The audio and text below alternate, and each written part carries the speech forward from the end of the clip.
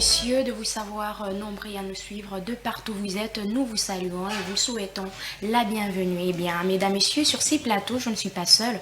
Je suis accompagnée de Déborah Mbouy ainsi que de notre invité de ce soir, le prophète Élie, qui d'abord, nous allons laisser se présenter et on revient juste après. Bonjour, prophète Élie. Bonjour, madame. Vous allez bien? Oui, nous sommes bien. Je pense que de votre côté aussi. De notre côté aussi, ça va, Dieu nous fait grâce. Surtout que nous avons ce privilège de vous avoir avec nous sur ce plateau, un prophète de Dieu, ça nous fait énormément plaisir. Vraiment, je suis vraiment honoré d'être invité aujourd'hui sur Canal Mercure. Ok, merci beaucoup. Juste une petite question. Travaillez-vous? Oui, j'entreprends dans plusieurs domaines. Et vous priez? Je prie. Ok, et comment vous faites? J'essaie quand même de gérer mon temps. Ok, bien mesdames, messieurs, c'était ça la thématique de ce soir. Nous allons parler de comment concilier sa vie professionnelle et sa vie chrétienne. Je veux aussi dire bonsoir à Déborah Mbouy. Bonsoir. Bonsoir Retumba. Tu vas bien? Bonsoir à nos très chers téléspectateurs et bonsoir à Papa Élie également. Tu vas bien? Ça va très bien. Ça fait toujours plaisir de partager ces plateaux avec toi. Bien que ça fait longtemps que j'étais avec moi. Vraiment, ouais. Ça fait longtemps. Ouais, ça fait longtemps. Il y a même ces plaisirs de te revoir. Attends, excuse-moi, on va partager. Merci beaucoup. Toujours aussi gentil. Merci Déborah. Dis-moi la santé. Ça va très bien, le week-end s'annonce bien, tout va très bien, mais ça fait aussi surtout plaisir parce que les lotos le bien maman Nzambi. Les sujets amour, mais aujourd'hui on va un peu plus se focaliser sur ce qui est chrétien. Effectivement, voilà. C'est entre jeunes, on parle de tout, c'est pas seulement parler de sujets qui parle de divers sujets pour permettre à tout le monde de capter l'issoba comme il. Voilà, merci beaucoup à toi Déborah. Merci. Est-ce que tu peux un peu me dire, toi aussi tu travailles, n'est-ce pas? Bien sûr que je travaille. Et tu pries aussi? Je prie également et aujourd'hui on va un peu savoir comment concilier, comment équilibrer sa vie professionnelle et sa vie de chrétien. Donc, beaucoup de gens se disent Ngapena travaille 7 jours sur 7. Quand est-ce que nous sommes à l'église? Quand est-ce que nous travaillons? Ils ne savent pas comment équilibrer. Baton et Aropé sans Zambie, ils ont posé problème. Baton et Aropé sans Moussa, ils se focalisent dans l'église. Babosa Babanga, donc comme ça, Moussa, on a bandandé, Ngaka église. Komboli, na simbi kitunga mabuza. Donc, bah, c'est focaliser Mingika à l'église. Est-ce que c'est une bonne manière de faire les choses? Ça sera un peu ça la problématique. Pour réfléchir un peu sur ça, fidèles téléspectateurs. Merci beaucoup à Déborah. J'aime quand Déborah parle parce que Aloba Linga l'a bien et j'aime ça. Eh bien, prophète Élie, parle-nous un peu de vous avant de nous plonger dans la thématique de ce soir. Je parle un peu de moi. Ouais. De un, je suis gradué en sciences infirmières hospitalières. De deux, je suis licencié en EASI, en enseignement et administration en soins infirmiers. De trois, je suis un enseignant dans le cadre de la théologie. J'ai donc le cours de l'éthique familiale. Ok, et si nous voulons un peu savoir, ça date depuis quand? Ça date de quelle année que vous avez eu à avoir ces sentiments, cet assentiment de servir Dieu, parce que c'est pas du coup comme ça qu'on devient enfant de Dieu. Vous pouvez un peu nous parler de ça. Comment est-ce que vous avez eu cette conviction de servir Dieu, cette conviction de commencer aussi à parler de la part du Seigneur? Ouais, bien sûr que ce n'était pas facile de parler de la part du Seigneur, parce que je me disais au départ que ce n'était pas mon appel au moins. Et on est contraint quand même de le faire, parce que nous avons étudié, j'étais sur les campus, je parle bien de l'Unikin, j'étais là au home, bon, j'étais un sportif, j'étais dans la vie de boxe, et à part cela, et des fois, des choses qu'on faisait, des fois on partait dans des compétitions, mais un jour je me croise avec un homme de Dieu, il me dit, mais tu sais que Dieu t'a appelé à le servir, mais c'est quelque chose que je ne supportais pas, et surtout quand quelqu'un me dit, Dieu t'appelle à le servir. Ah bon? Je n'aimais pas cela. Et pourquoi ne pas aimer Dieu t'appeler à les servir, vous n'aimez pas ça? Et la grâce à la vie chrétienne, c'est difficile. Hein? Une bonne question. Au départ, je suis sorti d'une famille chrétienne, pas une famille païenne. Mon père lui-même, Thérèse Mémoire, n'était pas païen, c'était un pasteur de l'église Nzambe Malam. Et bon, au départ, je voyais le pasteur comme étant de mendiants, de personnes sans position. Et pourquoi quand on me disait de servir Dieu, je me voyais déjà dans ces lots-là, des personnes qui vont commencer à mendier Donc, pour vivre. ça signifie que je commencerai à tendre la main. Je vais commencer à attendre quand les gens vont me donner. Et puis s'ils ne me donnent pas, je ne peux pas vivre. Comment je dois payer mon loyer? Comment je vais me prendre en charge? Et plus quand on me parlait de servir Dieu, je voyais cela catastrophique. Et d'ailleurs, quand un prophète vient me dire, bon, tu sais que Dieu t'appelle à les servir, je lui disais, mon frère, écoute bien, que ce soit la dernière fois de m'en parler. Mais aujourd'hui, c'est vous qui dites ça. Mais qu'est-ce qui s'est passé en fait? Et plus ce n'était pas facile, une personne m'a tellement convaincu, il m'a dérangé. Et vu que quand j'étais au Homme 20, parce que j'étais au Homme 20 de l'université de Kinshasa, j'avais aussi quelque chose de mini-banque où j'empruntais au moins d'argent, je faisais les comptes Lambert. Et je lui disais, moi, si tu es venu que je te prête de l'argent, prends l'argent et pars et ne me parle pas de la part du Seigneur. Oh là là. Parce que, comme tout jeune, et des fois on prenait de l'alcool, des fois on ne supportait pas qu'on ne parle de la part du Seigneur. Bon, je pouvais m'occuper de ce que je vais, 7 sur 7. Bon, un jour, c'était dans le régime de notre ancien président, il y avait quelque chose qui s'est passé sur les campus. Et j'étais pourchassé, poursuivi par-ci, par-là. Et c'est ces jours-là que j'ai vu que non, j'étais au bout. Ah bon? J'étais au bout. Et parce que j'étais parmi, quand on parle de semaine des troubles sur le campus, on ne pouvait pas me manquer, c'était mon nom. Et je me suis senti au bout, j'ai dit, mais maintenant là c'est fini. J'appelle mon père biologique et il me dit, tu dois tout faire pour être en sécurité. Je lui ai dit, être en sécurité. Je suis appelé par des colonels, par des capitaines, je suis cherché par-ci, par-là. Qu'est-ce que je dois faire? Et c'est ces jours-là que quelque chose me vient en esprit, qu'il y avait un homme de Dieu qui m'avait parlé de la part du Seigneur. Et par là, je dois partir vite le chercher. Et quand je parle de chercher, lui aussi va me dire, nous devons entrer en retraite, nous allons prier. C'est par là que toi a commencé. Ah, quelle histoire intéressante. Quelle belle histoire, ça me donne envie de pleurer. Hein. Effectivement, ça. Digne d'un film. Voilà, Dieu appelle chacun de sa façon, chacun a la manière dont Dieu l'a appelé. Ouais. Des fois, on se dit que c'est. Ah, non, il est païen, il est ceci. On voit un boxeur. Quand on voit un boxeur, on voit une personne qui a de Surtout, il faut préciser que le prophète a la voix de sportif. Je ne sais pas si tu sens. Ah ouais, moi, je je le sens sens. comme cette voix. Mais votre nom au complet, c'est le prophète Eli Kwanzambi. Mais Kwanzambi, c'est parce que vous êtes prophète ou c'est parce que c'est votre nom? Kwanzambi, c'est pour dire, je ne m'appartiens pas encore à moi-même, j'appartiens à Dieu. C'est le nom de votre famille ou C'est pas le nom de ma famille. Ok, c'est un nom qui s'est donné. Après avoir embrassé la vie chrétienne. Ouais, Cette histoire m'a vraiment touchée. Ça nous montre que Dieu peut tout. Bien qu'on résiste, on peut dire que non, mais quand même Dieu peut tout. Quand il veut repêcher une personne, il sait comment faire. Il a des tactiques. Voilà. Eh bien, prophète Eli, vous avez déjà eu à avoir connaissance de la thématique de ce soir. Voilà, nous vous reposons cette question. Comment concilier la vie professionnelle à la vie chrétienne? Voilà. Quand la sœur Déborah m'a envoyé d'abord la thématique, j'ai regardé, j'ai dit, c'est tellement vaste. C'est tellement vaste. Et quand on va commencer à parler de cela, ça va nous prendre de temps. Mais c'est que nous serons quand même, nous allons essayer de faire quand même l'essentiel et de synthétiser autre chose. Comment concilier sa vie professionnelle et ainsi que sa vie chrétienne. Ce n'est pas chose facile.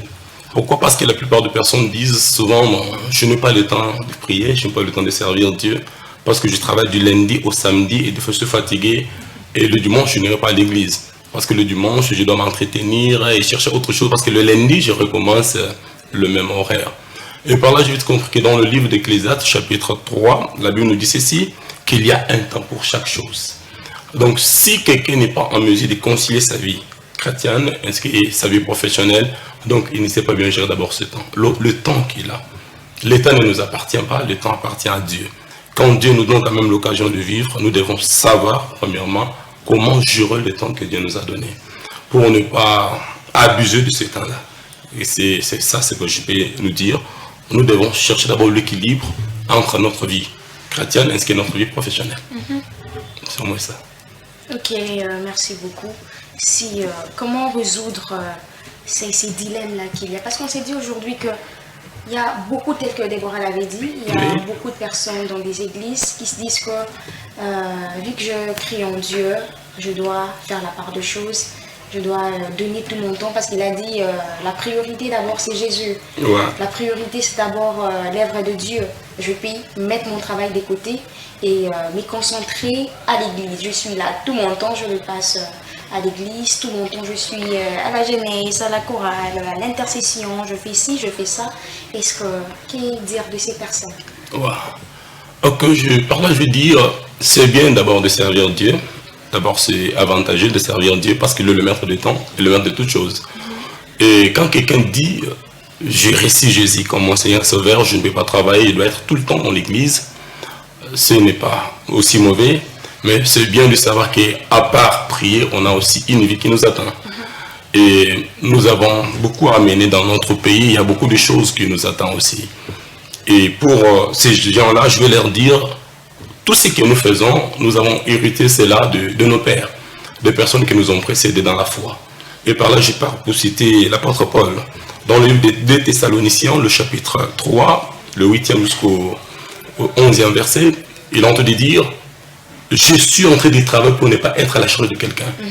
Donc l'apôtre Paul lui-même, c'est lui qui a écrit beaucoup d'épîtres, travailler d'abord pour lui-même, mais cela ne lui empêchait pas à servir l'Éternel. Il était au service du Seigneur, mais il savait quand même équilibrer son temps. Je parle à nos frères, et ceux qui sont dit, moi je suis en train de prier, je ne peux pas travailler, je ne peux pas chercher le travail, mais ils doivent savoir que plus vous dépendez de quelqu'un, ça doit peser sur vous. Ça doit peser sur vous, ça ne sera pas facile. Nous devons quand même imiter le pas de notre apôtre Paul, lui-même qui prêchait l'évangile, et lui-même auparavant il persécutait quand même l'église, mais quand Dieu l'a appelé, il commence à prêcher l'évangile, et dans le livre de Thessaloniciens, il nous dit, j'ai travaillé moi-même pour ne pas être à la charge de quelqu'un. Et si nous descendons au 10e verset, il est en train de dire, j'entends dire au milieu de vous qu'il y a beaucoup de désordre. Il y a beaucoup de désordre. Pourquoi il y a des personnes qui ne veulent pas travailler sous prétexte qu'ils sont de servir Dieu. Et pourtant, c'est dit que nous pensons un désordre. Comme il dit dans l'Ecclésiaste, il y a un temps pour s'aimer, il y a un temps pour prier, il y a un temps pour toutes choses. C'est comme ça. Moi, j'ai une question pour vous, une question très pertinente. Si tout est vanité, pourquoi travailler? Pourquoi est-ce qu'un chrétien doit travailler si tout est vanité? Ok. Une très bonne question. Si tout est vanité, pourquoi un chrétien doit travailler? Ok, nous devons savoir une chose, qu'à part la vie spirituelle, il y a aussi une vie charnelle qui nous attend. Parce que premièrement, on est charnel et puis on devient spirituel. Bien sûr que la Bible nous dit dans le livre de Jean qu'en réalité dans l'homme c'est l'esprit. C'est pourquoi la Bible nous dit, cherchez premièrement le royaume de cieux. Le royaume de cieux, comment on cherche le royaume de cieux? Je n'ai pas reçu Jésus comme mon Seigneur Sauveur. Mais le jour que j'accepte de le recevoir comme mon Seigneur et mon Sauveur, il fait son entrée dans mon cœur et il est avec moi.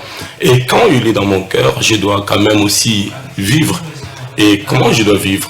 Et je dois m'habiller, je dois avoir le loyer, et je dois me marier, et j'aurai des enfants.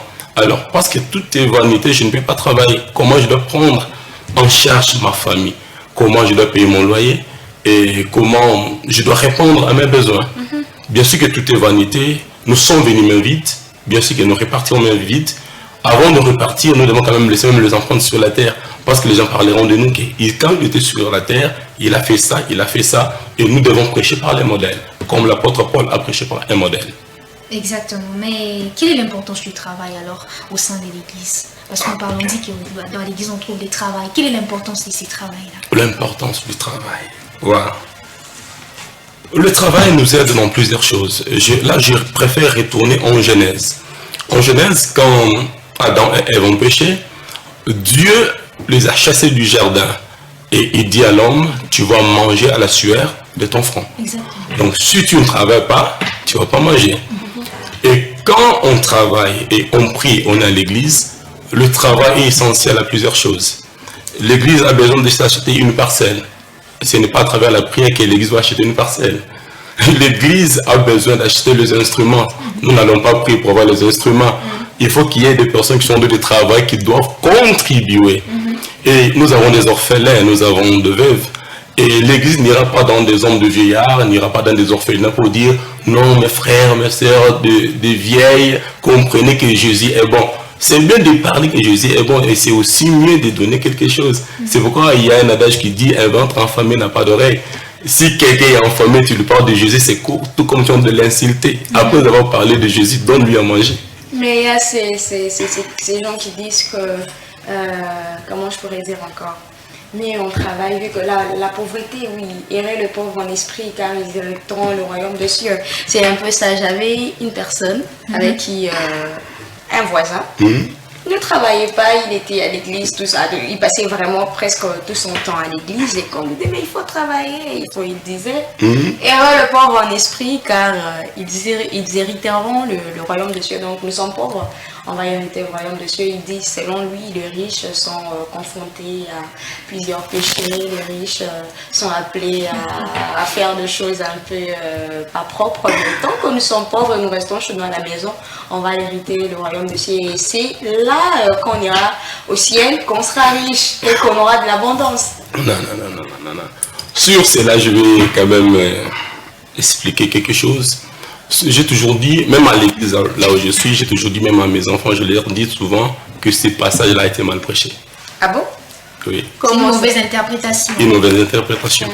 La Bible nous dit errer les pauvres en esprit. Il ne dit pas errer les pauvres en chair. Parce que la vie que nous menons, elle est charnelle.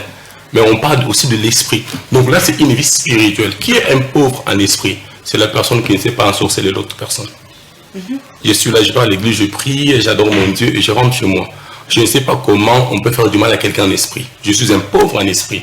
Parce que mon esprit ne peut pas, je suis ici, et puis je quitte encore, je pars à Lubumbashi, je pars quelque part pour ensorceler quelqu'un. Non, je suis un pauvre en esprit. Parce que mon esprit ne peut pas faire beaucoup de choses à la fois. Mon esprit est canalisé juste pour prier mon Seigneur, et après je m'occupe de ce qui est à moi.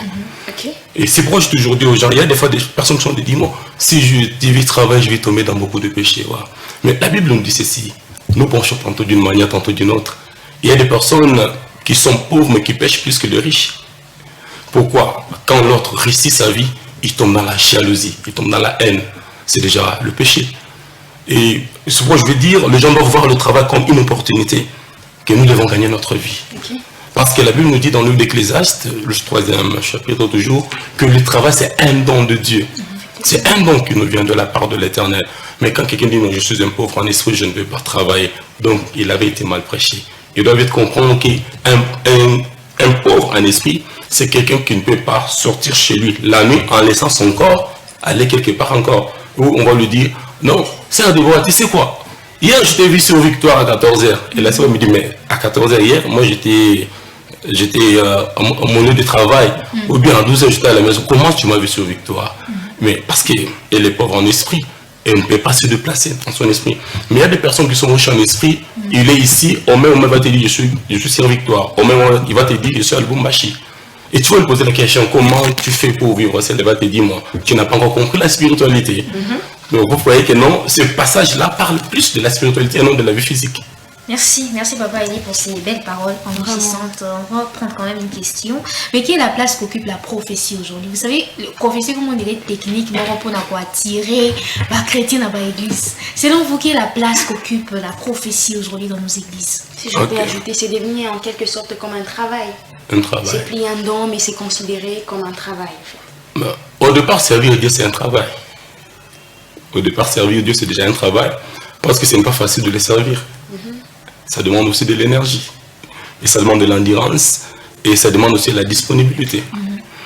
Et la place de la prophétie aujourd'hui dans nos églises. Moi, je toujours dit, on parle d'un évangéliste comme étant une personne qui va descendre sur le terrain pour évangéliser. Et on parle d'un prophète comme étant un évangéliste aussi, mais au sein de l'église. Un prophète, c'est un évangéliste, quelqu'un qui a en mesure d'annoncer au peuple de Dieu les choses qui vont venir. Et non plus passer dans les choses de dire, moi, je vis quand tu venais, tu avais une voiture rouge là dehors. Oui, on demande quand même quelque chose, mais ce qui est essentiel, nous devons dire au peuple de Dieu, soyez prudents et respectez-leur, parce que les choses qui sont de se faire ne sont pas bien. Et la prophétie a pour rôle d'avertir les enfants de Dieu par rapport aux dangers qui sont de venir. C'est tout comme nous sommes, comme on peut dire, bon, les enfants de Dieu doivent beaucoup prier parce qu'il y a beaucoup de pays qui sont déjà tombés dans l'homosexualité. On ne voit pas seulement dire non, comme il y a des pays qui sont tombés dans l'homosexualité, l'Éternel s'est en train de prévenir son peuple pour leur dire, ne tombez aussi pas dans l'homosexualité. Parce que c'est à cause de cela que Sodome et Gomorrhe ont été jugés. Donc la prophétie vient pour éclairer, pour enlever de flou devant les gens, et non plus pour escroquer les gens. Parce qu'aujourd'hui, il y a des personnes qui sont capables d'escroquer les gens avec la prophétie. Mais il y a aussi même des femmes qui manipulent leur mari avec la prophétie. Effectivement. La prophétie. Oui, avec la prophétie. Mais non, Dieu m'a dit ça, donc tel que tu es, tu n'as pas le droit de sortir. L'homme aussi a peur, mais si tu sors, tu vas mourir. Mais c'est vice-versa, parce qu'il y a aussi des hommes qui... qui manipulent leurs femmes avec la prophétie. Vous voyez qu'il y a un problème. Eh bien, prophète Élie, on va prendre une petite virgule et on revient juste après pour approfondir ces sujets. Merci beaucoup.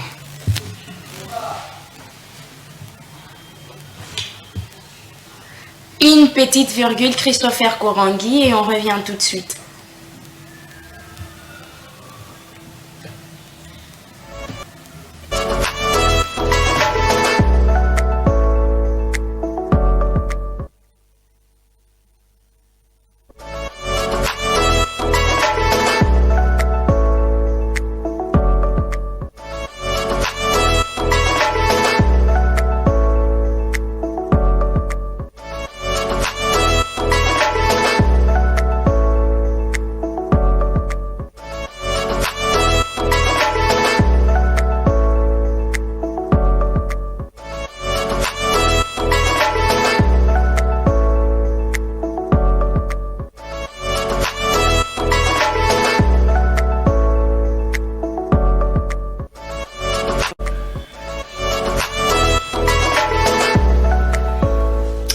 Eh bien, de retour sur ces plateaux, mesdames, messieurs, il y avait juste un petit problème technique. Nous sommes là et nous allons reprendre avec notre invité, prophète Élie. Nous étions en train de parler de la prophétie.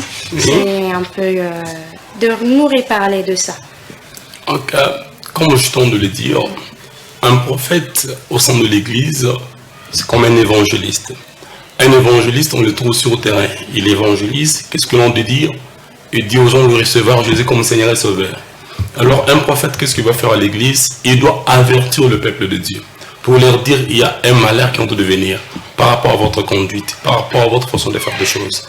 Et c'est une question que j'essaie un peu de nous poser aussi. Il y a plusieurs personnes qui prient, mais des fois quand vous regardez leur vie n'honore pas Dieu. Et on se pose la question, est-ce que c'est le problème de la prophétie, c'est le problème de la spiritualité? Parce que quand il vous parle, il est très fort dans la prophétie. Quand il vous parle, il est très fort dans la spiritualité. Mais en réalité, sa vie ne reflète pas l'image d'un chrétien. Un chrétien, c'est celui qui vit à l'image du Christ. Donc le prophète est censé dire aux enfants de Dieu pour leur dire, votre façon de vous conduire ne plaît pas à l'Éternel. Votre façon de faire des choses est tellement bizarre. L'Éternel est en colère, l'Éternel vous demande de vous repentir. L'Éternel vous demande de faire ceci, de faire cela. Un homme manipuleux les uns par les prophéties. Bien sûr, je suis prophète. Si vous allez dans mon église, vous verrez que même si quelqu'un veut prêcher, je le dis, quand on parle de la prophétie, c'est la vie d'une personne. On ne le dit pas du haut de la chair. Appelez les concernés, parce que c'est juste le message pour une personne. Comment c'est peut le message d'une seule personne, on va dire cela à tout le monde. Il y a même ses ennemis qui sont là-bas. Ça s'est fait, c'est un peu fréquent, on le voit, il y a de ces choses qui intéressent peut-être la personne et surtout la vie privée de cette personne, mais c'est tout le monde. Des fois même je me dis, pourquoi le faire? Ça m'arrive, c'est que vous avez dit là, ça m'est déjà arrivé une fois avec une amie. Tout qui église quand on va dans l'église, l'église a prophétie, ça va tout qui n'est qu'à tomeka. Moi, elle me quand ça me zala, ni maman na okota boy, maman prophétie en plein. La forme que prend la prophétie. Vous savez, effectivement. Au moins la tâche mal maman tu fous les lieux prophétie à son père makambu, asi il commence à te toucher n'importe où, c'est un peu bizarre. On se pose des questions. Oui, est-ce que c'est la biblique ou bien comme la technique nous? Non, c'est par la question de dire, là moi je toujours dis c'est là, c'est là comme des comédies prophétiques. Ah bon? Ça s'appelle comédie prophétique et ce n'est pas la prophétie. Parce que la vraie prophétie, tu dois appeler les concernés. Donc quand je tente de prier, Dieu m'a parlé ça, il m'a parlé ça. C'est ta vie privée, je ne peux pas exposer ta vie. Et autre chose, vous priez pour quelqu'un, il tombe, les esprits commencent à parler, vous mettez le micro. Et par là, je pose la question, est-ce que quand tu pars à l'hôpital, est-ce que quand le docteur te diagnostique, est-ce que il prend le résultat des examens, il expose cela devant tout le malade? Non. C'est pourquoi j'ai toujours dit, l'église est aussi comparée à l'hôpital. Donc quand on vient à l'église, on a besoin de visiter, de rencontrer l'Éternel personnellement. Donc ça n'a rien à voir avec le show de dire Maman, quand tu venais, Dieu m'a dit ça, il m'a dit ça. Mais c'est ma vie. Alors si ce que vous dites touche à ma famille, ça peut détruire mon travail, ça peut détruire mon mariage, ça peut détruire la vie de mes enfants. Donc des fois, les gens qui se mettent plus dans cette comédie-là, ils ne calculent pas le risque de ce qui peut arriver.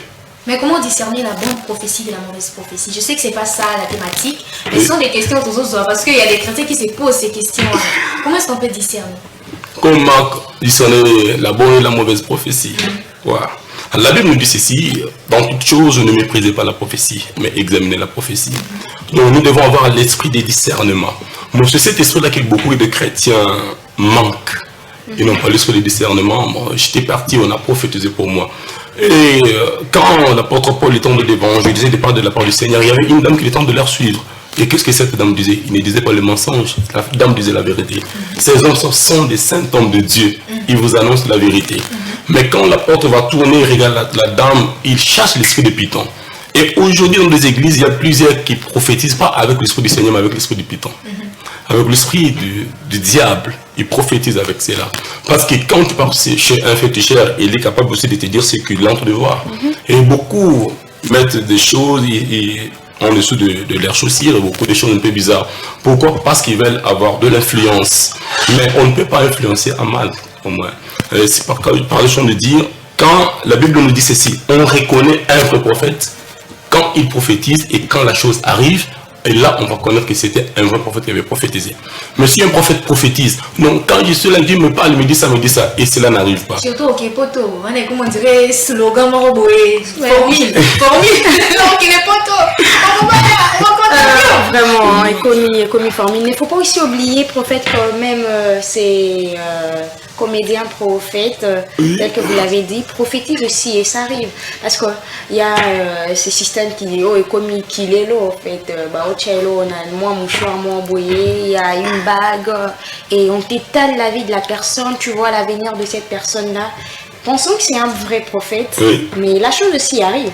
Et là, on dira que la prophétie, elle a été réelle, c'est un vrai prophète. Vous verrez que quand la chose arrivera et je commencerai à méfier à ces prophètes, je commencerai à donner presque tout mon temps à ces prophètes sans savoir que les prophètes en question, Azala qui Azamoutamisa Lamabe, et que faire face à cela?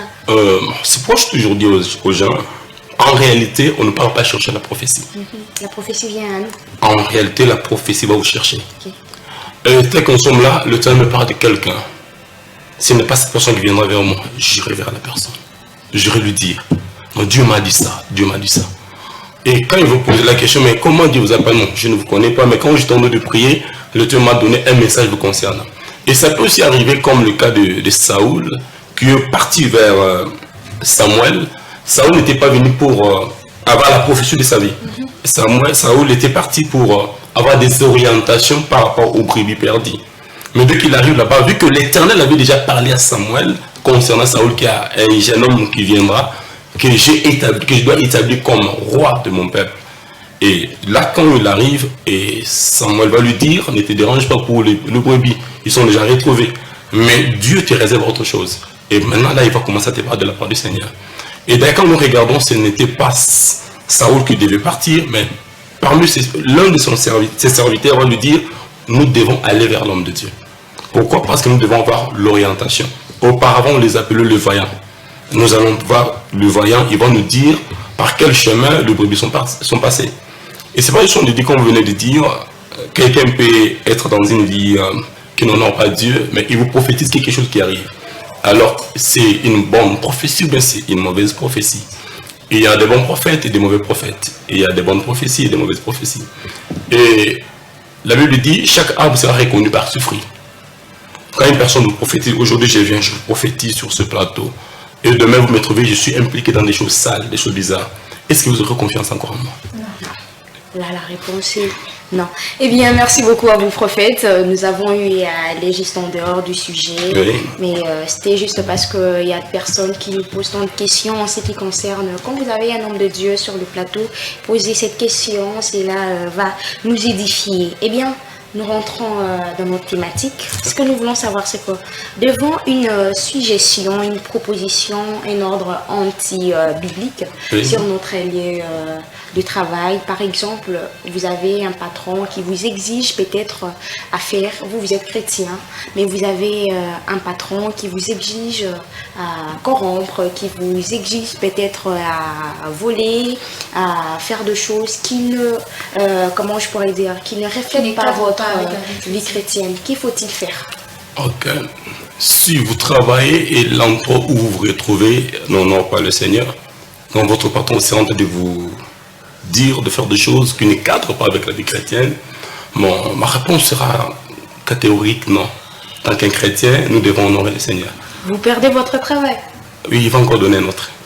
Vous savez, des fois on s'est dit, mais pourquoi est-ce qu'il permet à ce que il y a des questionnements.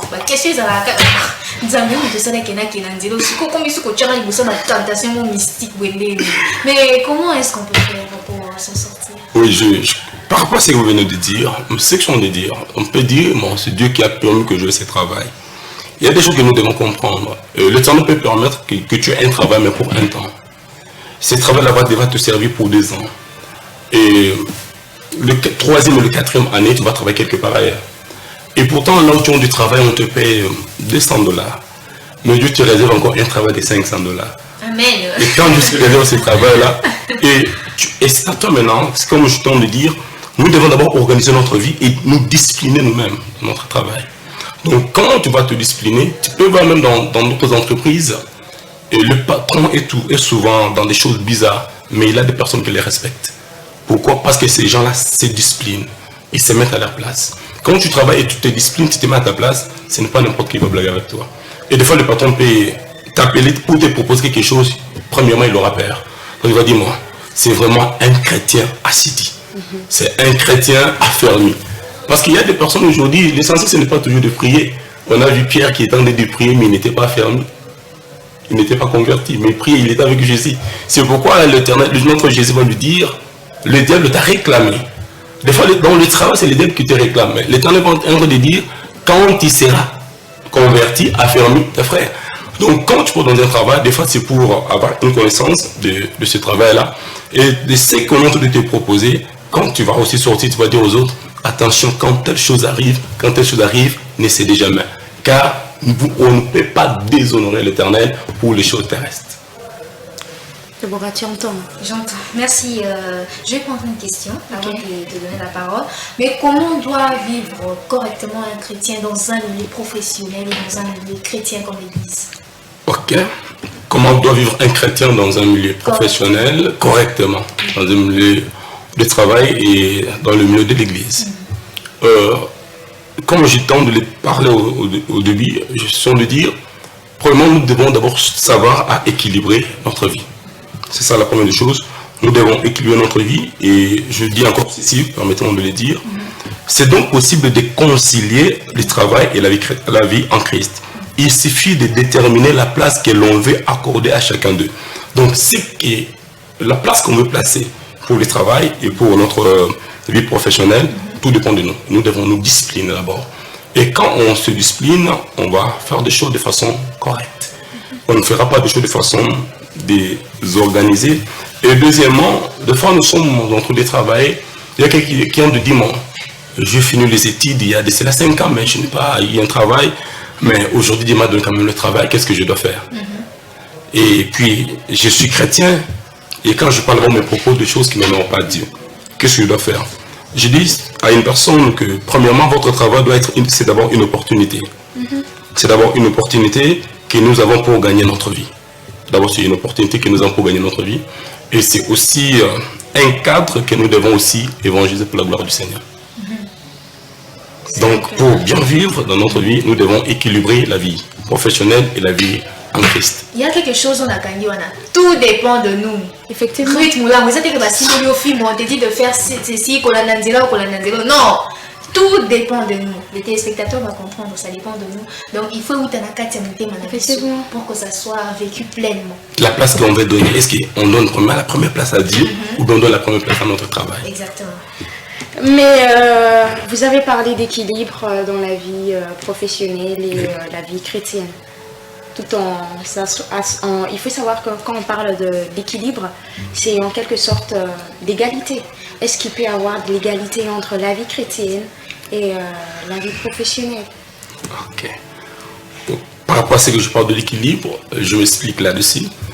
La Bible nous dit, cherchez premièrement le royaume de Dieu, et le reste vous sera donné par-dessus tout. Le reste, c'est quoi? Sur le travail, le mariage, tout ce qu'on a besoin. Dieu sait que nous avons besoin de manger, il sait que nous avons besoin de nous vêtir, il sait que nous avons besoin de voyager. Parce qu'il dit dans sa parole, avant que tu ouvres ta bouche et que tu pries, je savais déjà ce que tu allais demander. Et quand je parle de l'équilibre, cela veut dire que tu ne peux pas mépriser l'un en faveur de l'autre. Parce que c'est Dieu qui garde ta vie, il garde ta maison, il garde même ton travail. Et quand tu veux aussi travailler, tu ne peux pas mépriser ton travail parce que tu pars à l'église. Je donne l'exemple, nous avons 7 jours de la semaine. Et des fois, ton travail te prend 4 jours. Tu vas maintenant faire l'équilibre de regarder. Si le mercredi, je ne pars pas à l'église, je dois travailler, ce n'est pas un péché. C'est le jour de culte, bien sûr.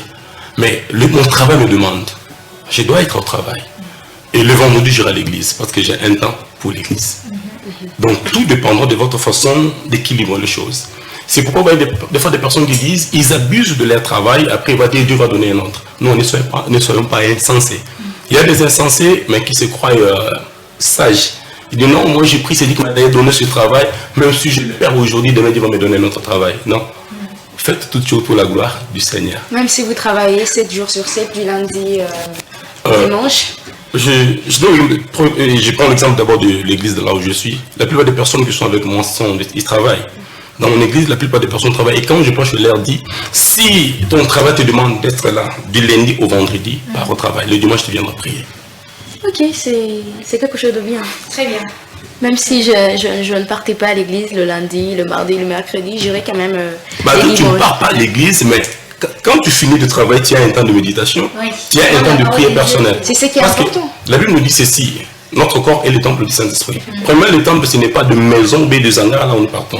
Premièrement, c'est notre corps. Notre communion, notre relation avec le Seigneur dépend de notre considération envers Dieu. Parce que quand je prends ma première place, je donne à l'Éternel.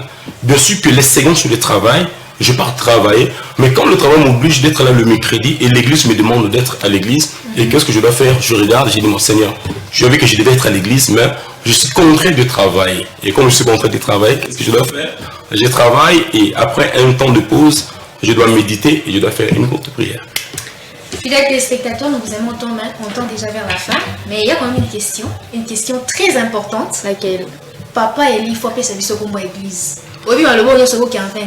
J'aime les hommes de Dieu parce qu'ils commencent par la Bible dit. Mais moi, le bon nana entre les jeunes disent, Papa Eli, s'il vous plaît, fais service au église pour que tu aies l'andamaté en profondeur. Ok, comme église, l'église Crème, Christ pour la rédemption du monde, centre missionnaire, Crème. Ça se situe juste derrière la faculté de polytechnique de l'université de Kinshasa. Référence Papeterie Bodo. Merci beaucoup, merci Papa Eli. J'ai beaucoup aimé cette thématique. Merci parce que nous l'avons partagé avec un homme de Dieu. C'était très très enrichissant aujourd'hui. Il faut faire la part de choses. C'est pas seulement tout le jour qu'on parle d'amour ou qu'on parle d'argent. On parle aussi de Dieu parce que c'est Dieu. D'abord Dieu.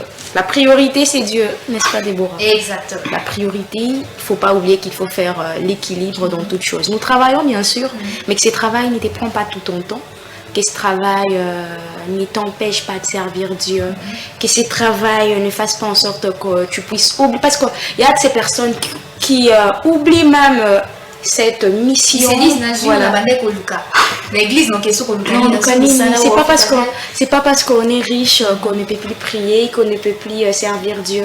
Et surtout aussi ça, quand on est riche, on ne sert pas Dieu. Pourquoi? C'est une thématique qu'on va prendre prochainement pour J'allais poser cette question, mais nous sommes déjà à la fin de notre mission. Prophète Eli, Déborah l'a déjà dit, nous avons été vraiment enchantés par votre présence. Je pense que ça ne sera pas une dernière.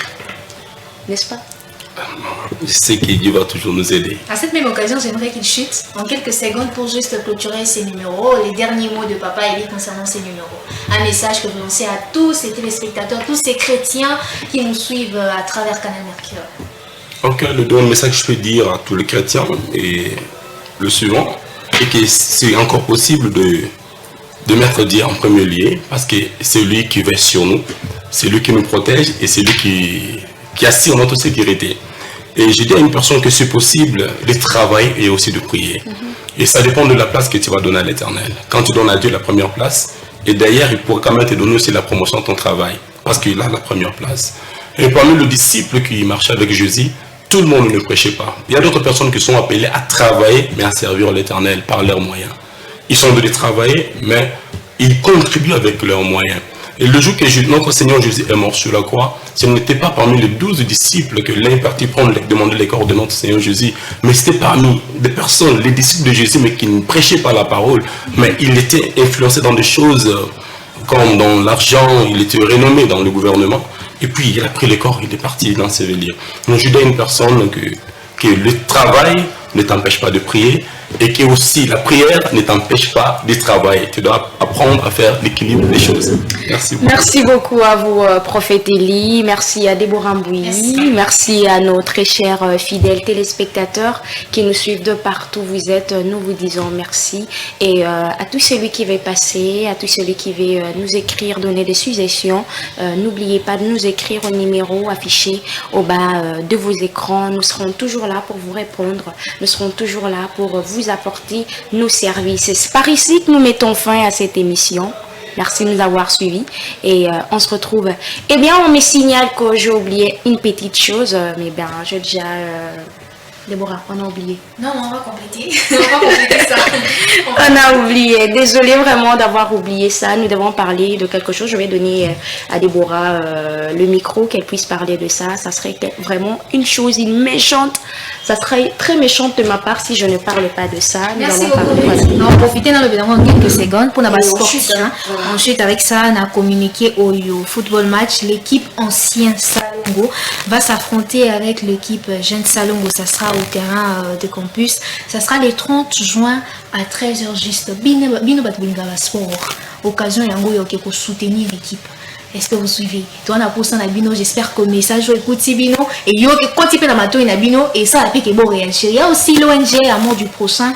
Où ils ont PC dans la bateau. Bazo ma coquille. Basa di sabango. C'est avec ça qu'on va chuter. Merci beaucoup, Déborah. On avait déjà tout dit. On se retrouve après pour un prochain numéro. Au revoir. Au revoir.